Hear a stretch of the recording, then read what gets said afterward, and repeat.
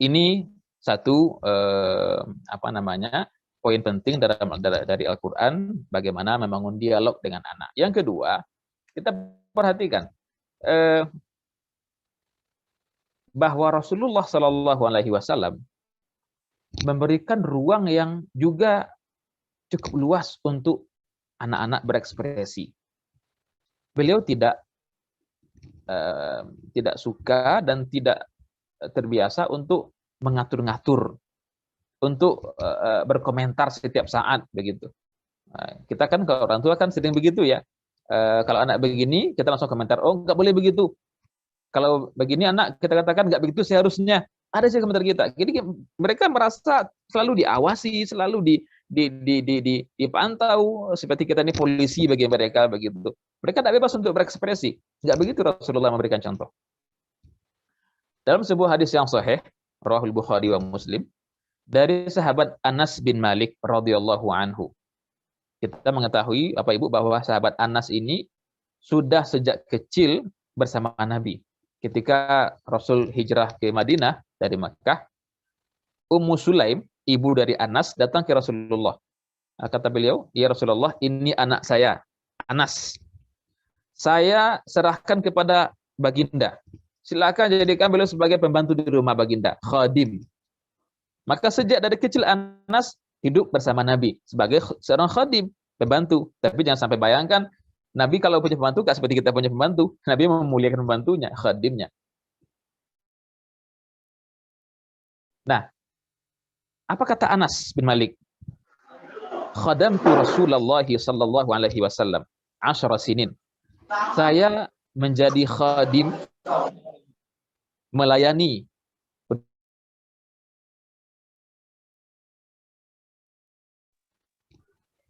selama 10 tahun. 10 sinin. Itu waktu yang tidak sebentar, 10 tahun. Dan itu waktu di mana Anas masih kecil. Selama 10 tahun itu, kata Anas, saya menjadi khadim di rumah Rasulullah, tidak pernah sekalipun Rasulullah berkata kepadaku, uff. Uff itu ekspresi rasa kesal. Katakan, anak kan juga anak-anak yang juga mungkin pernah salah dalam berbuat, dalam berkata. Tapi Nabi tidak pernah sekalipun berkata uff kepada Anas. Dan Nabi tidak pernah berkomentar apapun terhadap apa yang dilakukan oleh Anas. Anas melakukan perbuatan A, Nabi terima saja. Nabi nggak mengatakan lima fa'alta kata.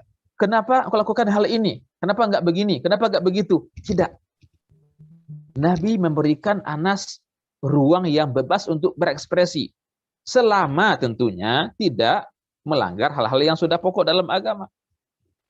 Jadi katakan misalnya Anas terkadang karena lalai begitu, ada yang barang yang pecah. Nabi tidak berkomentar. Nabi tidak menyalahkan. Ini inti dari memberikan ruang bagi si anak untuk berekspresi dan tidak jangan sampai kita sering memberikan teguran. Teguran itu penting. Kapan? Ada saatnya nanti. Tapi tidak setiap anak berbuat hal yang bagi kita kurang tepat, ditegur langsung. Sehingga kita bagi mereka ya sebagai orang tua yang ya katakan nyinyir begitu. Orang tua yang terlalu mengikat si anak. Sehingga si anak akhirnya ragu untuk mencoba ini, mencoba itu. Anak-anak itu kan dunia yang penuh dengan hasrat ingin mencoba. Ingin mencoba A, ingin mencoba B begitu. Dan kalau anak tidak memiliki sifat ini, rasa ingin tahu, ini berbahaya. Maka rasa ingin tahu si anak kita berikan wadahnya. Mereka mencoba silakan saja. Tapi kita awasi. Ketika mereka mencoba hal yang berbahaya untuk diri mereka atau untuk orang lain, kita akan ingatkan. Tapi tetap berikan bagi mereka ruang untuk itu. Untuk bereksperimen. Walaupun nanti pada akhirnya kadang-kadang ada beberapa perabot kita yang mungkin akan rusak. Katakan gelas mungkin akan ada yang kotor begitu atau mungkin pecah 1-2. Tapi kalau itu eksperimen mereka, biarkan saja. Karena itulah anak ingin tahu. Kalau begini apa jadinya? Begini apa jadinya? Kan begitu.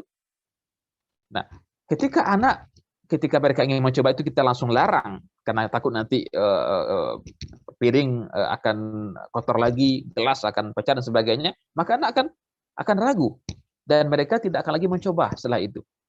Dan ketika terhenti hasrat untuk mencoba dari si anak, maka kreativitas mereka akan hilang. Ini bahayanya. Maka Rasulullah dalam hadis ini memberikan ruang kepada Anas bin Malik sebagai seorang anak di masa itu untuk berekspresi, silakan saja. Nah, namun Bapak Ibu, meskipun Rasulullah memberikan ruang kepada anak-anak untuk berekspresi, untuk mencoba ini dan itu, dan Nabi tidak banyak menegur, tetapi ketika ada beberapa kekeliruan, kesalahan yang itu agak fatal karena masalah akhlak, masalah moral, Nabi tidak tinggal diam. Nah, ini kenapa tadi kita katakan Nabi itu pertengahan. Ausatuha, tidak terlalu mengekang, otoriter, dan tidak terlalu memberikan tidak loss begitu, loss control, tidak. Pertengahan. Ada saatnya Nabi agak sedikit memantau, ada Nabi memberikan kebebasan kepada anak-anak itu.